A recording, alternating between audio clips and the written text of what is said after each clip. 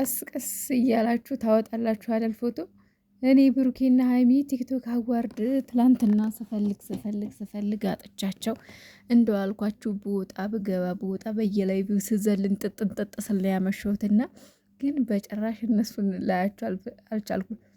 የሚገርማችሁ ነገር የትም ቦታ ማለት ሲሄድ እኔ እነሱ ከሌሉ ብዙም ደስ አይለኝም እና በቃ ቲክቶክ አዋርድ ላይ ይኖራሉ በቃ ላይቭ ይገባሉ ብዬ ፈልጌ ሳጣቸው ተኛሁኝ። እና የሆነ ነገር ደግሞ ብሩኬ ፖስት አድርጓል። ዛሬ ነው ያየሁት፣ ግን ትላንትና ሌሊት ላይ ነው ፖስት የተደረገው። ከዛ የሆነ ፎቶ ወደ መድረኩ ነው ዙም ያደረገውና ዙም ሲያደርግ ሶሲን ታቋት እንደሆነ ሶሲ መገናይ በሚል ዘፈን የፈመሰች ማለት ነው። ሶሲ መገናይ የምትባላለች እና ሶሲ መገናይ ሀይሚ የመሰለቻችሁ ኮሜንት ስር ነው ያየሁት። ሀይሚ ስትሉ ነበር እና ሶሲ መገናኝ ናት እንጂ ሀይሚ አይደለችም። የተሸወዳችሁ ማለት ነው። ሲጀምር በጭራሽም አይገናኝም። ምኗ እንደሆነ ሀይሚ የመሰል ነው። እኔ እንደውም ሀይሚ የመሰለችኝ ደጋግሜ አይቼ ነው እንጂ ሀይሚ እንዳልሆነች የተረዳሁት። ሀይሚ የመሰለችኝ የቷ መሰለቻችሁ? ስክሪኑ ላይ የነበረችው እንዴ የሆነ በሩቁ መሰለችኝና ደጋግሜ ያየው ዙም ሲያደርገው ግን ሀይሚ አይደለችም። እና እኔ በጣም በቃ እሷን ስፈልግ ነበረ። ግን ታውቃላችሁ ሀይሚ ግን እንደዛ አይነት ነገር እኮ አይመቻትም ማለት ግርግር በቃ ሰው የሆነ ሁልሁን ልታይ በቃ እንዴት ነው እብጥ የሚብል ዘፈኑ ይወጣ ዘፈን አለ። እንደዛ አይነት ሰው አይደለችም ሀይሚ። ደርባ ቤት ለራሷ ለብቻ ናት። እና ከሆነ ቦታ ደግሞ በመኪና እየሄዱ እያሉ ማለት ነው በብሩኬ መኪና ነው በነገራችን ላይ ቤኪም አለ። ምናልባት ሀይሚዬ ከዚህ ቪዲዮ በኋላ ሄዶ አምጥተዋት ይሆን እንደሆነ ባላቅም ቲክቶክ ከክሬቲቭ አዋርድ ትሄጃለሽ ወይ እያላት ነበረ በስልክ ማለት ነው። ሀይሚን ከየት እየመጣ በሉኝ። ኤፋንና ፍቅረኛውን ሊያሳርቅ ሄዷል ነበረ ትላንትና እና ከዛ እየተመለሰ ቲክቶክ አዋርድ ትሄጃለሽ ወይ ምናምን እያለ እየጠየቃት ነበር። እና ይኸው መልሱን አልሰማንም፣ ምክንያቱም እሱ ስልክ ሲያወራ እንጂ ላውድ ስላላደረገው አይሰማምና። ሶሲ መገናኝ ግን ሀይሚ ያደረጋችኋት አይደለችም። ሀይሚ መስላችሁ ኮሜንት ስራ አይቻለሁና አንደኛ ሀይሚዬ አይደለችም፣ አይመሳሰሉም። ሲጀመር ግን እንዴት አድርጋችሁ እንዳመሳሰላችሁት ግን አላቅም። እንደኔ ከእናንተ በላይ እግሬ እስኪቀጥን አይኔ እስኪፈዝ ድረስ ነበር የፈለግኳት እና የለችም። እቺ ማን ስማ ደግሞ ይሄን ደግሞ ሶሲ ቤት ነው ያየሁት። ቤክ ያለ ብሩኬ ፀጉሩ ብቻ ነው ጨረፍታ ነው የሚታየው፣ ብዙ አይታይም። ቤክ ያለ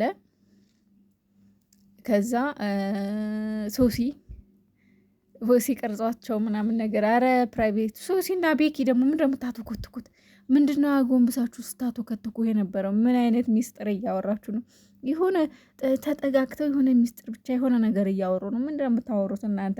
ሹክ ምትል ከዛ ከቀና ስትል ካሜራውን ስታዩ ድንግጥ አለች እና አረ ፕራይቬት ምናምን ነገር አለች። ከዛ ወዲያው ደግሞ ግን ደነገጠች። ለምን? ምን አስደነገጣሻል? ምን አስደነገጠሽ? እና ደግሞ ሁለት አይነት ሰው ሆነች ነው ያየሁሽ ማለት ነው። ሶሲን ሁለት አይነት ሰው ሆና ነው ያየሁት። አንድ በሀበሻ ቀሚስ አየኋት ደግሞ ከዛ በኋላ የሆነች ቡኒ ቀሚስ፣ በእሷ ደግሞ አየኋት በአጭር ቀሚስ። ሁለት ሰው ሆነች ነው እንግዲህ። ተወጥቶ ልብስ ተቀይሮ መግባት ይቻላል እና ይመቻችሁ። ለማንኛውም ባለባበስ የጃኒ ልብስ አንደኛ ወጥቷል። ጃኒ እኔ እንጃ ዩቲ በአለባበሷ እኔ እንጃ ለምን እንደሆነ ባላቅም የሆነ ምርክ ነው ያደረገኝ። አንደኛ ብትወጣ ሁሉ ብዬ ተመኘሁ በአለባበሷ ማለት ነው። አለባበሷ በጣም ነው የሚያምረው የዩቲ በቃ የሆነ ውበቱን ድፍት አድርጎባታል። በእዛ ካለው አለባበስ በጠቅላላ በቃ የእሷ ብቻ ሳበኝና የጃኒዬም አሪፍ ነው። የጃኒ ደግሞ ምን ነበር ከፊት አባይን ነው። አዎ ከፊት አባይን ከኋላ ደግሞ ቀይ ባህርን ያመለክታል ብላ ስንት ብር ነው የፈጀው ስትባል 150 ሺህ። በፈጣሪ 150 ሺህ ብር ለአንድ ቀሚስ 150 ሺህ ብር። አስባችሁታል? ኧረ እነዚህ ቲክቶከሮች ግን ሀብታሞች ናቸው እንዴ? ምን አስባችሁ ነው? 150 ሺህ በነገራችን ላይ ከዛም በላይ የሚያወጣ ልብስ ይኖራል እዛ ውስጥ። ኧረ የልብስ አይነት ነው እሱ። አንድ ደግሞ ይቺ ኢቫ የምትባል ቆይ ላሳያችሁ። እግዚአብሔር ምን አይነት አለባበስ ነው አሁን? ያለባበስ እዩ እስኪ አሁን ይሄ ምን አይነት አለባበስ ነው? ምንን ለማንጸባረቅ ነው አሁን? ምንድን ነው? እኔ ግራ የገባኝ ምን አይነት አለባበስ ነው አሁን? ይቺ አሁን ምን ለማሳየት ነው እንደዚህ ልብሶች የመጣሹ? ይሄም ፋሽን ነው?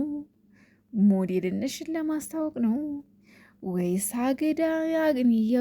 የማሽላ አገዳ እኮ ነው የሚመስለው። ምን አምሮሽ ነው ግን ይሄን ለብሶሽ የመጣሹ? እንደው የሰው ባህሪ ያሉ አይ የሰው ባህሪ እንደው ስንት አይነት ባህሪ ነው ያለን። ግን እህኜ እኮ ለአንቺ በቃ ይሆናል አይደለ? ትልቅ ይሆናል ለባበስ ምናምን። ኧረ ትውልድ ኧረ ከዚህ በኋላ ለሚመጣው ኧረ እየተሳሰብን።